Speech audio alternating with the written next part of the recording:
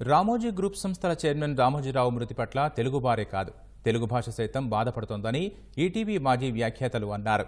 Somajiguda press క్లబ్లో ఏర్పాటు చేసిన సమావేశానికి హాజరై రామోజీరావు చిత్రపటానికి నివాళులర్పించారు. జీవితంలో ఈటీవీతో అనుబంధాన్ని సాగించి అనేక పాఠాలు నేర్చుకున్నామని గుర్తు చేసుకున్నారు. ఇప్పుడు ఆయా టీవీ ఛానల్తో పాటు ఎక్కడికి వెళ్లినా తమ వాచకాన్ని చూసి ఈటీవీలో పనిచేశారని గుర్తిస్తున్నారని అన్నారు.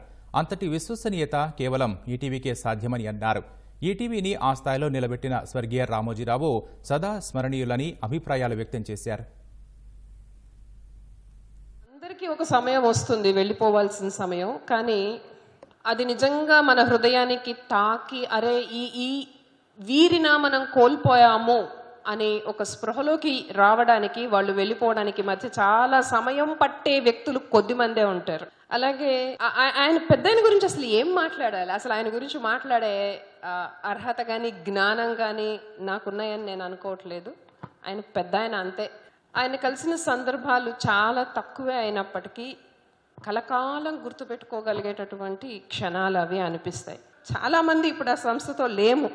అయినప్పటికీ కూడా నా మటుకు నన్ను తీసుకుంటే నేను ఎక్కడికి వెళ్ళినా, నేను మానేసి ఇప్పటికీ 21 సంవత్సరాలు ఈటీవీ మానేసి ఈటీవీ ప్రగతియా అంటారు.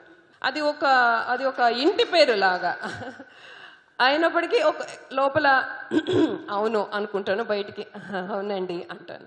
ఈటీవీ న్యూస్ స్టార్ట్ అయినప్పుడు నేను, Prasad, Vakantham Vamsi, I think we went to Delhi and Chennai and we use to present news అనమాట. ఆయన చాలా చాలా ఎంకరేజ్ చేస్తారు ఏ విషయమైనా కానీ.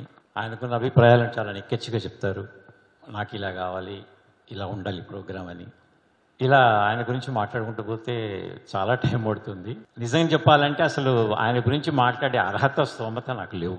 అలాంటి వ్యక్తి మన మధ్య లేరు. ఆయన ఒక మహావృక్షం, ఒక వటవృక్షం. ఆయన కింద వారు చెప్పినట్టుగా ఎన్నో మహావృక్షాలు వచ్చాయి. ఇప్పటికీ ఇటువంటి హోమేజ్ మనం ప్లే చేస్తున్నామంటే ఇటువంటి సంస్థ దేశవ్యాప్తంగా కూడా ఎక్కడ లేదు అని చెప్పి అనిపిస్తుంది. Close to the heart. అందరూ పనిచేస్తారు, సంస్థల తరఫున పనిచేస్తారు, సంపాదిస్తారు, జీవితాలంతా వెళ్ళబోస్తారు. కానీ బట్ ఇటువంటి అనుబంధం అన్నది ఐ థింక్ ఏ సంస్థలో కూడా ఎక్కడ దొరకదని చెప్పి అనిపిస్తుంది మనకు. మనం ఇంత వచ్చేసిన తర్వాత కూడా వారు మెన్షన్ చేసినట్టుగా, ప్రగతి గారు చెప్పినట్టుగా కూడా ఇప్పటికీ నేను విలేజెస్కి వెళ్ళినప్పుడు, టౌన్లోకి వెళ్ళినప్పుడు అనుకుంటే, సార్ మీరు ఈటీవీ న్యూస్ చదివేవాళ్ళు కదా సార్, అది చాలు. ఈటీవీ న్యూస్ అదే ఇంప్రెషన్ మళ్ళీ మిగతా ఛానల్స్ ఎక్కడ వెళ్ళే చూడండి. దానికన్నా ఎక్కువ సంవత్సరాలు వేరే దగ్గర చేసినా కానీ అదే ఇంప్రెషన్ మళ్ళీ ఇవ్వలేకపోయింది చూడండి. అది చాలు. ఇప్పుడు అందరికన్నా బాధపడేది, నా పర్సనల్ ఒపీనియన్, అందరికన్నా బాధపడేది తెలుగు భాష.